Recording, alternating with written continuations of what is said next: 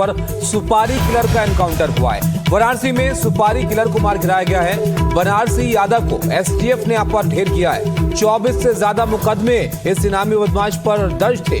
गोली लगने के बाद इसको अस्पताल में ले जाया गया। इलाज के दौरान सुपारी किलर ने दम तोड़ दिया। 2 पिस्टल और भारी मात्रा में कारतूस इसके पास से बरामद हुए हैं और 1 लाख का इनाम इस सुपारी किलर पर रखा गया था।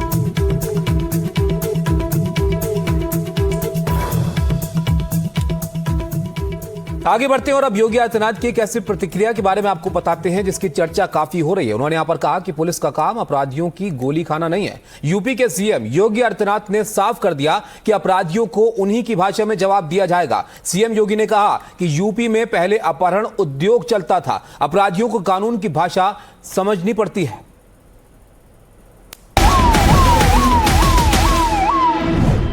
यूपी में अपराध और अपराधियों के लिए कोई जगह नहीं है।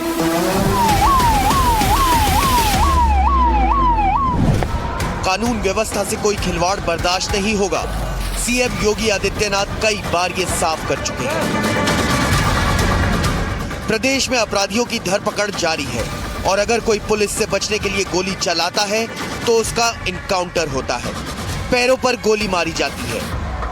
हालांकि इस पर भी सवाल उठते रहे हैं, लेकिन सीएम योगी आदित्यनाथ ने साफ कर दिया है कि पुलिस गोली खाने के लिए नहीं है। प्रयास तो किया कि कानून के दायरे में रह करके करे, लेकिन बहुत बार होता है, आप भी इस बात को समझते होंगे भाई, अगर सामने वाला व्यक्ति कानून से भयभीत नहीं है तो फिर उसको कानून के दायरे में ला करके कानून की भाषा समझाना तो फिर तात्कालिक परिस्थिति हो जाती है। बहुत बार लोग टिप्पणी करते हैं कि पुलिस ने गोली क्यों मार दी। अगर पुलिस गोली ना मारी तो क्या पुलिस गोली खाए? सीएम योगी मंगलवार को लखनऊ में आयोजित पहली फार्मा कॉन्क्लेव को संबोधित कर रहे थे। यूपी की कानून व्यवस्था को लेकर अपनी सरकार की नीति को साफ कर दिया। अपराधियों के खिलाफ मुठभेड़ को लेकर उठने वाले सवालों पर एक बार फिर साफ कर दिया कि जीरो टॉलरेंस की नीति है और जो जिस भाषा में समझे उसे उसी भाषा में समझाया जाए। अगर उस अपराधी को गोली चलाने की स्वतंत्रता है तो पुलिस के पास भी हमने इसलिए पिस्तौल दी है कि वह भी उसके सामने उसका मुकाबला करे। उसका प्रशिक्षण इसी बात को लेकर के हो रखा है और उसको जिस भाषा में समझे उस भाषा में उसको समझाने का काम करे। सीएम योगी ने विपक्ष पर निशाना साधते हुए कहा कि पहले दंगे हुआ करते थे, गुंडा टैक्स वसूला जाता था। आप अनुमान करिए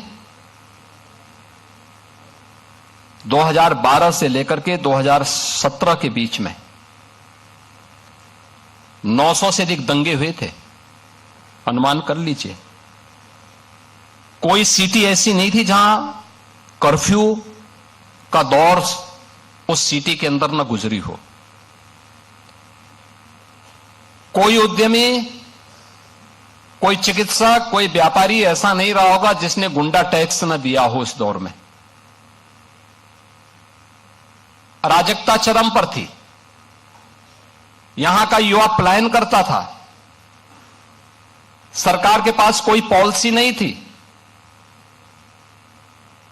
परिणाम क्या था? जब सुरक्षा नहीं होगी, जो पहले से उद्यम थे वह भी यहां से प्लान कर रहे थे।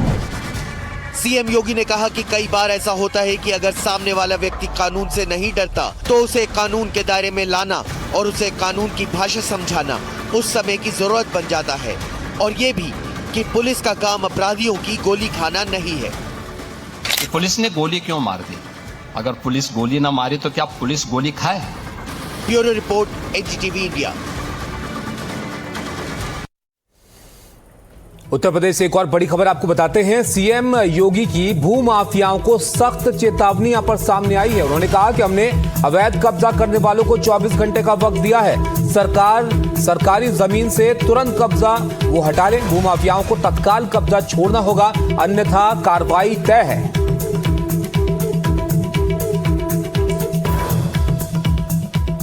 उत्तर प्रदेश के अंदर जिस भी सरकारी भूमि पर किसी भूमाफिया ने कब्जा किया है उसको तत्काल छोड़ दें। 24 घंटे के बाद जब हम कार्रवाई करेंगे तो उसको जमीन तो छोड़नी ही पड़ेगी। लेकिन साथ साथ उसने जो कमाई की होगी उसको ब्याज सहित हम वसूली करेंगे।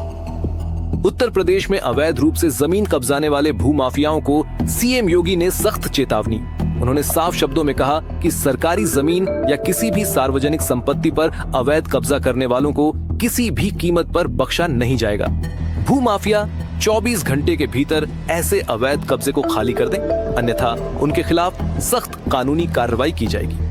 उन्होंने कहा कि जब हमारी सरकार बनी तो हमने लैंड टास्क फोर्स बनाकर ऐसी जमीनों को खाली कराया और 65,000 एकड़ जमीन खाली हुई थी। 2017 में जब हम लोग आए थे, उत्तर प्रदेश के अंदर कहीं लैंड ढूंढते हुए नहीं बनती थी, कोई लैंड नहीं मिल पाती थी,